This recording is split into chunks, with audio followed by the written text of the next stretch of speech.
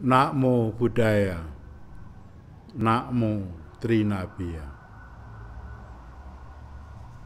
Saudara-saudara umat Tridharma dari Klenteng Hok Tik Tong Parakan, serta umat Tridharma dimanapun berada,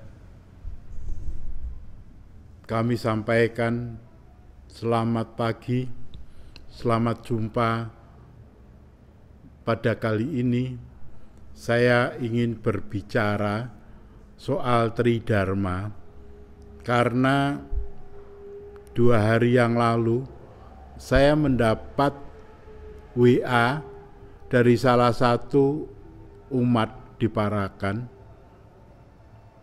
Ada suatu tulisan yang bunyinya demikian. Judulnya, Anak Tionghoa, lupa dari mana terbitnya matahari.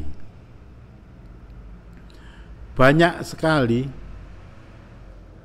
orang keturunan Tionghoa yang lahir dan besar di Indonesia, yang sudah tidak lagi mengenal ajaran-ajaran bijak leluhurnya yang sangat tinggi nilainya untuk menuntun mereka menjalani kehidupan ini. Generasi muda Tionghoa banyak yang sudah tidak mengerti siapa itu Konghucu yang patungnya sebelah sana sendiri,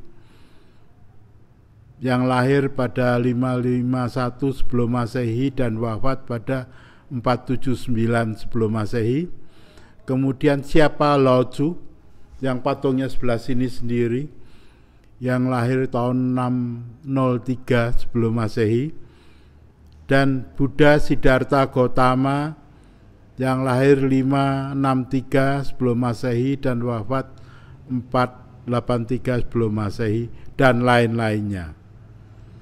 Barangkali harusnya mereka pernah mendengar tentang Konghucu, Lao Tzu, dan Buddha. Mereka hanya tahu cuman ada patung ketiga tokoh itu yang dipajang di dalam satu altar di sebuah vihara atau sebuah kelenteng. Tapi mereka tidak pernah mengerti seperti apa makna, tujuan, dan bagaimana manfaatnya ajaran mereka bertiga. Hampir rata-rata pengetahuan generasi muda Tionghoa hanya sebatas pada nama ketiga tokoh penting guru bangsa leluhurnya, tapi tidak mengerti seperti apa makna dari ajaran-ajarannya. Maka pada kesempatan ini saya ingin mengenalkan ketiga Tri Nabi guru yang agung itu. Mengapa ketiga itu dipuja di dalam kelenteng? Bukankah kalau Buddha itu dilahirkan di India? Maka saya akan menceritakan sedikit riwayat ketiga tokoh itu. Benar bahwa Konghucu lahir pada 551 tahun sebelum Masehi, tepatnya pada Imlek Pekgwe Njijit, tanggal 27 bulan 8 Imlek di kota Choib di lembah Gongsong, kira-kira kalau sekarang di provinsi Santung. Sebetulnya namanya ada Gong Tiong Ni karena pada waktu ibunya hamil, Gan Tin Chai, beserta ayahnya bersembahyang di atas Bukit Ni. Jadi tata cara upacara sembahyang sudah ada sebelum Nabi Gongcu lahir. Pada masa kecilnya, beliau senang bermain sembayang-sembayangan. Kemudian di usia yang 15 tahun, beliau sudah gemar membaca. Hal ini disebabkan karena usia 3 tahun ayahnya meninggal, kemudian dia diasuh oleh ibunya Gantincai yang seorang terpelajar, dan Gan Chiang, kakek luarnya yang juga seorang cendekiawan. Maka di dalam keluarga dibiasakan untuk membaca buku, mempelajari hal-hal, dan kemudian terciptalah pada usia 15 tahun sudah terobsesi untuk mempelajari berbagai macam hal. Inti dari ajarannya sebetulnya sangat sederhana. Hanya bertujuan membuat manusia hidup sewajarnya yang manusiawi. Hidup yang manusiawi. Jadi tidak neko-neko, tidak terlampau tinggi. Apa yang diajarkan sudah terdapat pada diri masing-masing manusia, yaitu hati nurani. Jadi sejak lahir, manusia mempunyai hati nurani yang bersih, yang suci. Nah, kita tinggal mendengarkan suara hati nurani kita untuk menghadapi kehidupan ini. Antara lain suara hati nurani kita itu perasaan cinta kasih. Ini terbukti kalau kita lihat tayangan televisi, kemudian ada adegan yang kejam, yang sadis, kita merasa, oh kasihan. Ini satu bukti bahwa cinta kasih itu terdapat pada hati nurani kita semua. Integritas yang tinggi. Kita kalau melihat suatu acara, orangnya kok pelakunya tidak mempunyai integritas, kita merasa, oh, kok kayak gitu ya? Itu suatu bukti bahwa integritas yang tinggi itu sudah ada dalam diri kita. Begitu pula kalau kita melihat kasus perkosaan dan lain sebagainya yang melanggar norma-norma kesusilaan, kita juga tidak senang. Itu menandakan bahwa menjunjung tinggi kesusilaan juga sudah ada di dalam diri kita, di dalam hati nurani kita. Begitu pula kalau kita melihat orang yang bijaksana, oh, kita ngalem, wah, Ciami, bijaksana itu. Nah inilah, kebijaksanaan juga sudah ada di dalam hati nurani kita. Kalau kita melihat orang yang menipu orang lain, kita tidak suka. Maka dapat dipercaya juga sudah ada dalam hati nurani kita. Jadi Konghucu hanya bertujuan menjadikan semua umatnya sebagai manusia yang manusiawi, yang dapat mendengarkan hati nuraninya. Itulah ajaran pokok dari Konghucu. Biasa Bapak Ibu sudah tahu. Itulah yang disebutkan ngosyang, jin, gi, le, ti, sin. Hanya orang di dalam kehidupan sehari-hari lupa. Kadang-kadang tidak menerapkan itu. Oleh karena itu perlu suatu kesadaran setiap saat untuk selalu berpegang teguh pada isi hati nurani kita di dalam menghadapi sesuatu. Konghucu mengajar banyak muridnya, sangat terkenal, sehingga orang luar negeri melihat, dikatakan Konghucu adalah penata budaya negara langit. Yang dimaksudkan negara langit adalah Tiongkok. Sejak dinasti Han, sekitar 200 tahun sebelum Masehi, sampai akhir dinasti Qing, sekitar 1905, ajaran Konghucu ini dipakai oleh pemerintah berbagai dinasti sebagai bahan ujian negara untuk menjadi pegawai negeri.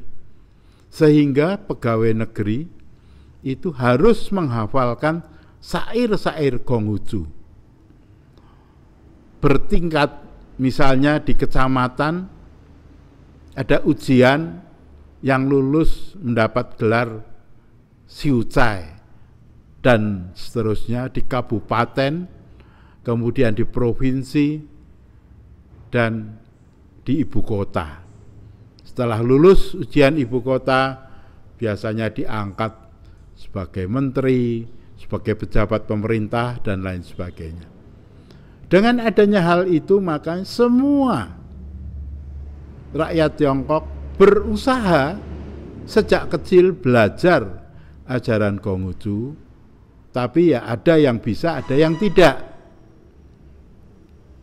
Mereka mempersiapkan diri kalau bisa jadi pegawai negeri, kan enak, kesejahteraannya lebih terjamin. Itulah sekelumit dari Konghucu. Kemudian Lao Tse. Lao Tse pada masa kehidupannya sebagai petugas penjaga perpustakaan di kerajaan. Seperti halnya sekarang, perpustakaan itu biasanya sepi. Jadi kerjaannya ringan, maka dipakailah untuk membaca buku-buku yang ada di perpustakaan itu. Dari banyaknya macam buku, akhirnya dia menyimpulkan bahwa sesuatu sebaiknya sewajarnya saja. Ceran. Ajaran Lao Tse yang paling penting adalah ceran, alami, sesuai dengan alam. Setelah usia tua, beliau ingin mengasingkan diri menuju ke hutan untuk bertapa mencari alam kedewaan.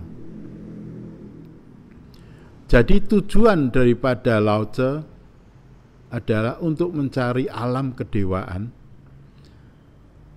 Di batas kota dicegat oleh petugas penjaga pintu kota yang bernama Yinsi.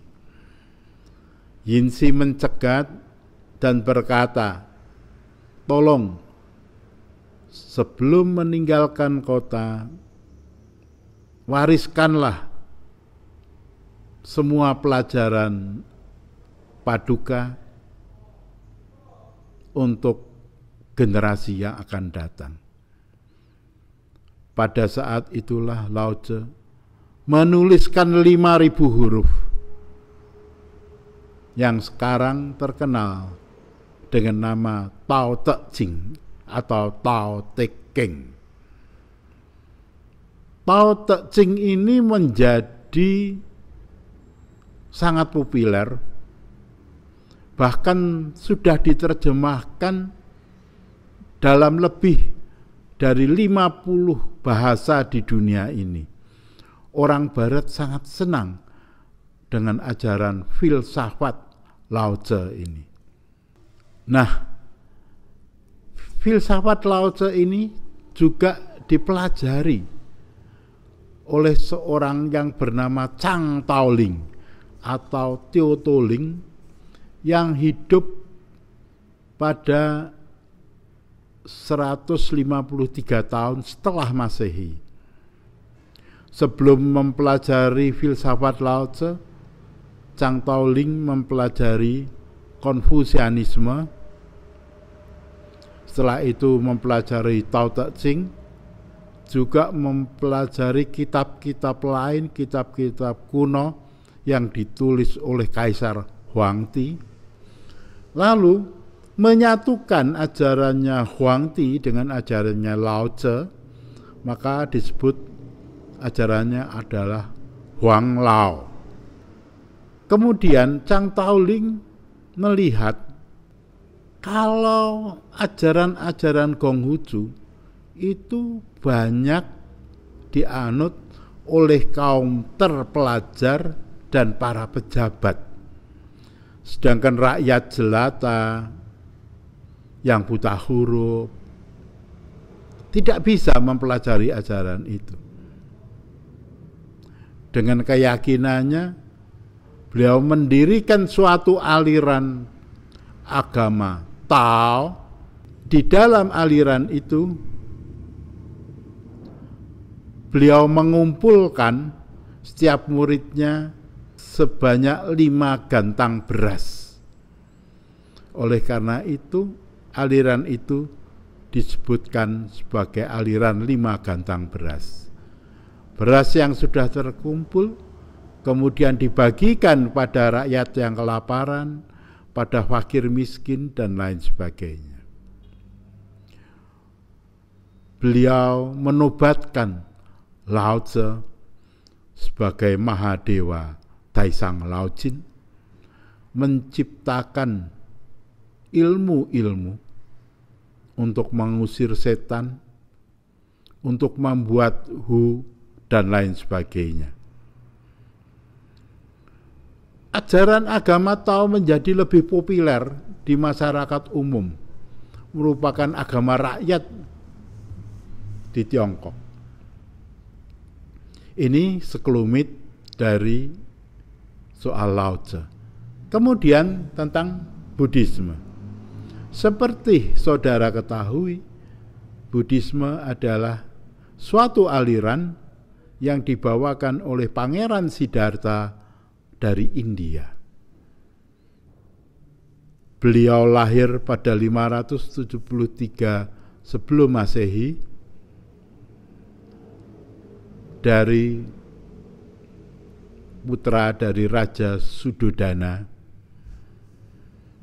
dan istrinya Dewi Mahayana. Kemudian pada usia 7 hari ibunya wafat. Dia dirawat oleh adik ibunya, Prajapati Gotami.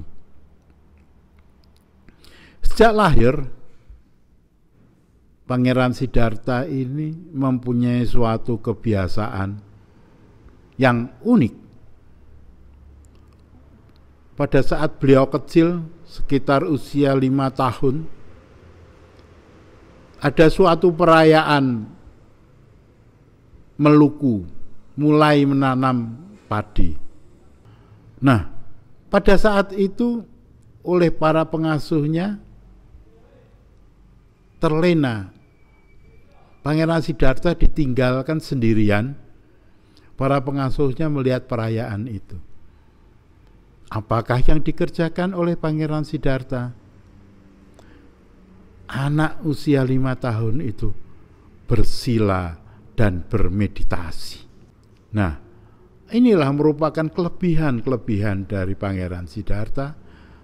Sejak lahir memang mempunyai suatu kelebihan yang unik.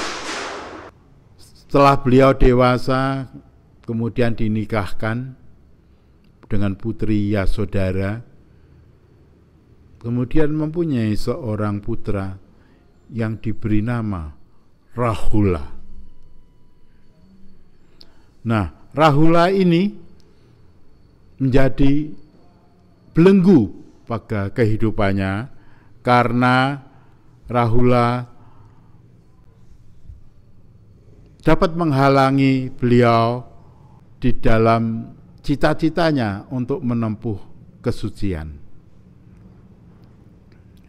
Lalu beliau pada suatu malam menengok istrinya dan putranya yang sedang tidur. Beliau mengajak seorang pengawalnya yang bernama Cana menunggang seekor kuda yang bernama Kantaka, mengasingkan diri ke hutan, mencukur rambutnya, dan menjadi seorang petapa. Itulah suatu peristiwa agung. Kemudian beliau bertapa di hutan Uruwela selama 7 tahun. Akhirnya beliau mendapat penerangan sempurna tepat pada bulan Waisak, pada bulan purnama. Itulah yang terkenal kita peringati sebagai Hari Raya Waisak. Setelah itu beliau mengajarkan ajaran-ajarannya kepada para muridnya. Pertama kali beliau mengajarkan pada 5 orang dan membentuk suatu sangha atau persaudaraan para biku yang pertama. Itulah yang dikatakan pemutaran roda dharma yang pertama. Beliau mengajarkan tentang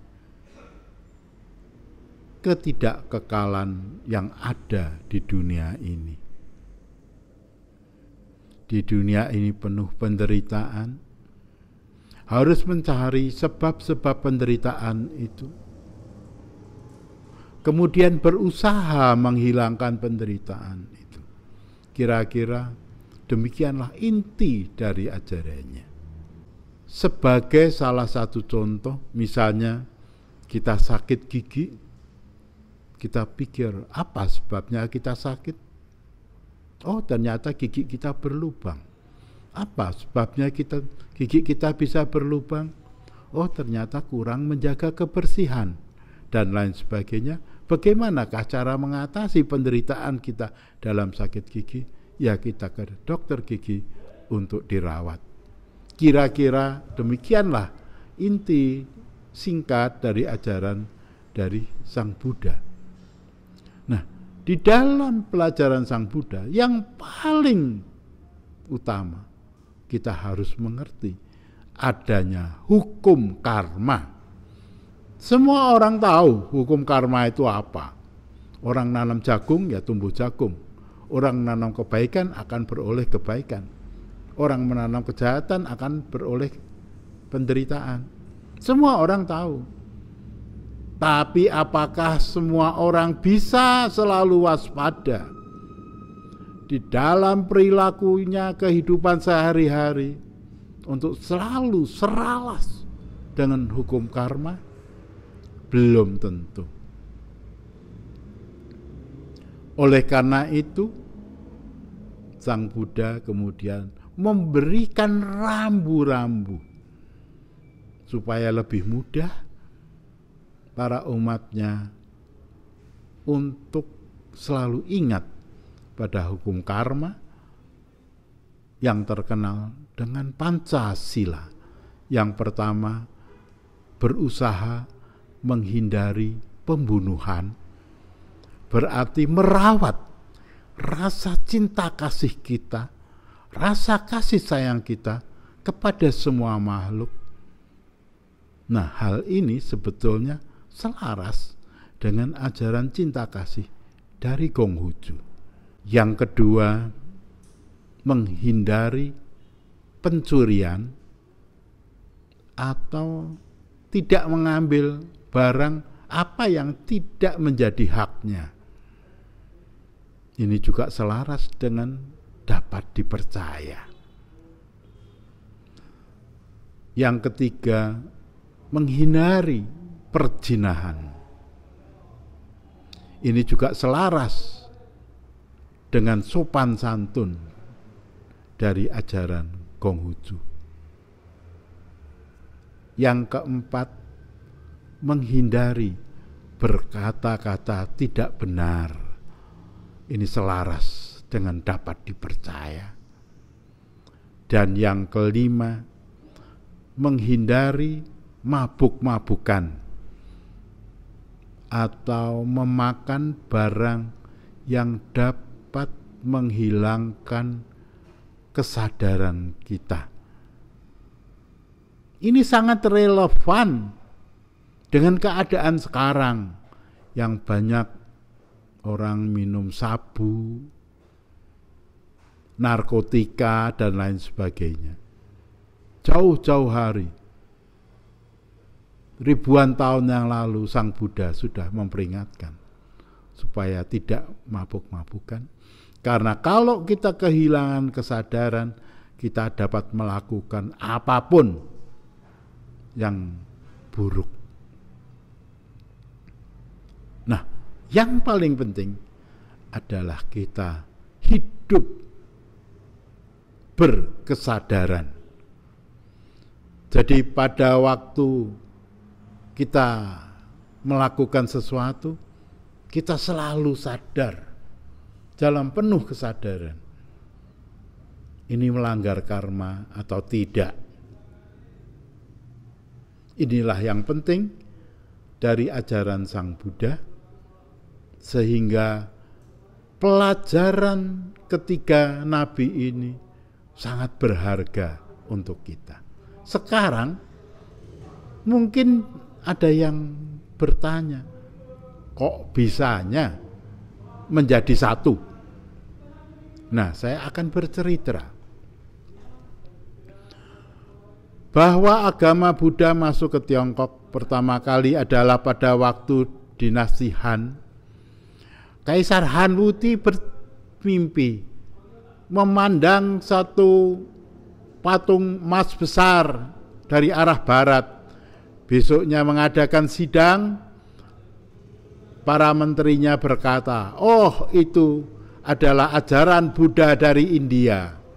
Maka diutuslah 2 orang menterinya ke India untuk mempelajari itu. Kemudian 2 orang menterinya itu mempelajari dan menerjemahkan ajaran agama Buddha itu, ditulis di kepingan-kepingan bambu. Saking banyaknya kepingan bambu itu kemudian dibongkok, dinaikkan kuda putih dari India ke Tiongkok. Pada saat itu ibu kota Tiongkok adalah kota Loyang. Takut kalau nanti kudanya masuk mengkotori kota, maka kuda itu ditambatkan di luar kota Loyang dan melaporkan pada sang raja. Nah, di tempat menambatkan kuda itulah didirikan vihara pertama di Tiongkok yang disebut Vihara Kuda Putih. Saat ini masih ada. Itulah pertama kali sejarah Buddhisme masuk Tiongkok. Nah, di dalam menerjemahkan ajaran Buddha ke dalam bahasa Tionghoa, dipakailah kata-kata yang sudah ada di Tiongkok sebagai pandan katanya. Maka dipakailah kata-kata dari Konghucu, kata-kata dari Lao Tzu yang tepat untuk menerjemahkan ajaran itu. Nah, maka terciptalah suatu ajaran Buddhisme yang khas Tionghoa. Juga terdapat penyesuaian-penyesuaian dengan iklim setempat, sehingga kalau kita melihat para biksu dari aliran Mahayana dengan aliran Theravada, jubahnya berbeda. Kalau di Tiongkok iklimnya sangat dingin, makanya jubahnya tertutup, pakai sepatu dan lain sebagainya.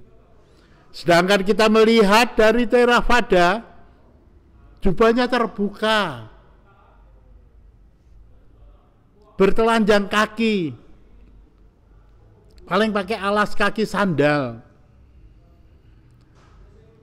Kalau misalnya pakaian itu dipakai di Tiongkok pada waktu musim dingin, ya akan sangat kedinginan. Maka di dalam penyesuaian dengan iklim setempat, aliran Mahayana Tiongkok membuat setelan yang tertutup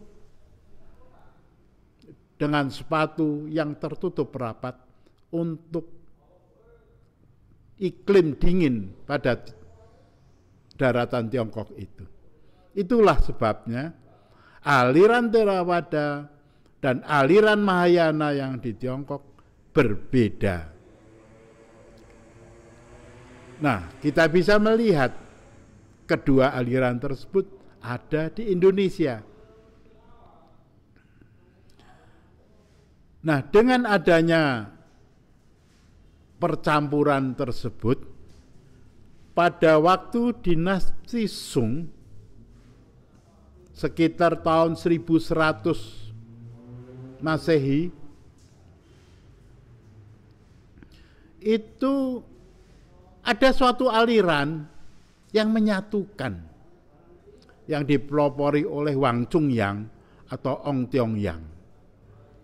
Jadi tiga itu menjadi satu, saling mempengaruhi. Timbullah aliran Neo-Konfusianisme, aliran Neo-Taoisme, dan ada maklumat raja pada waktu itu yang menyebutkan bahwa tiga aliran itu sudah menjadi satu, menjadi Ji To Sik. Ji ini adalah alirannya Konghucu, Tao ada alirannya Lao Tse, dan Sik adalah alirannya Buddha. Ji To Sik ini menjadi satu, sudah ada sejak dinasti Sung. 900 tahun sampai 1100 tahun setelah Masehi di Tiongkok. Aliran itu sangat populer di rakyat Tiongkok, menjadi agama rakyat Tiongkok yang dibawa oleh perantau-perantau Tiongkok yang berimigrasi ke Indonesia. Jadi di bumi Nusantara ini dibawa oleh para leluhur kita sudah menjadi suatu aliran Tridharma yang ada di kelenteng ini. Oleh karena itu di kelenteng ini dipujalah dewa-dewa Taois, dewa-dewa Buddhis, dan dewa-dewa Konfusianis. Di Indonesia bagaimana? Di Indonesia pada sekitar 1926 didirikan Gong Kao Hui, suatu perkumpulan yang mempelajari ajaran-ajaran Konghucu oleh Lim Kim Hock dan kawan-kawan. Pemurnian ajaran Konghucu. Dalam berjalannya waktu merasa ada beberapa yang merasa tidak cocok, lalu mendirikan Sam Kao Hui pada tahun 1934. Nah, Sam Kao Hui ini merupakan aliran Tridharma yang ada di Indonesia, yang merupakan ibu dari agama Buddha di Indonesia. Karena pada tahun 1936 Sam Kao Hui ini mendatangkan seorang biku, Narada Mahathera, dari Sri Lanka. Nah, itulah menjadi cikal bakal aliran Buddhisme yang ada di Indonesia sekarang. Demikianlah sekelumit dari terwujudnya Tridharma ini. Bahkan biku pertama di Indonesia itu adalah ketua gabungan Sam Kao Hui Indonesia atau GSKI, ialah Te Buan An, atau yang kemudian bernama Asin Yinarakita Mahastawira. Itulah cikal bakal pertama dari Buddhisme yang ada di Indonesia ini. Oleh karena itu, para generasi muda hendaknya tahu apa sebabnya. Di dalam kelenteng ada altar Sang Trinabi atau Samkau ini, dan bagaimanakah ceritanya, bagaimanakah inti dari ajaran-ajarannya. Secara singkat sudah saya uraikan tersebut sehingga dapat dipelajari.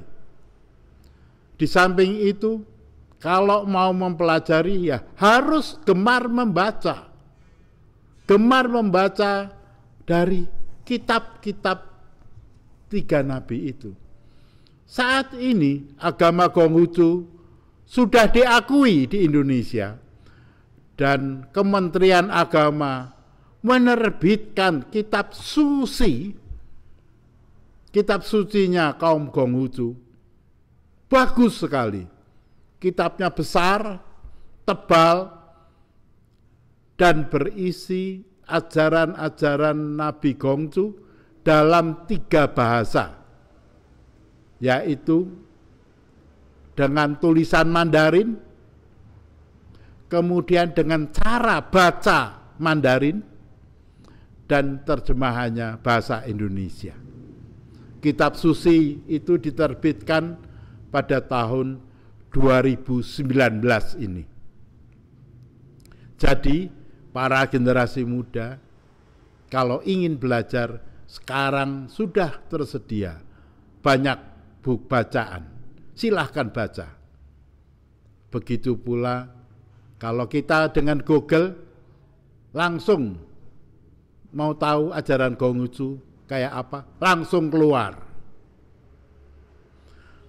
Tinggal kemauan di dalam diri kita, mau tidak untuk mempelajari itu.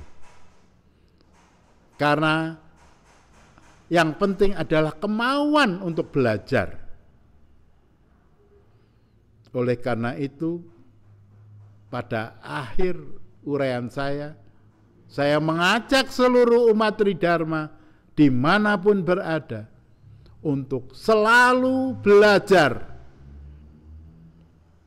Mumpung zaman pandemi corona harus di rumah saja, pergunakanlah waktunya untuk membaca buku.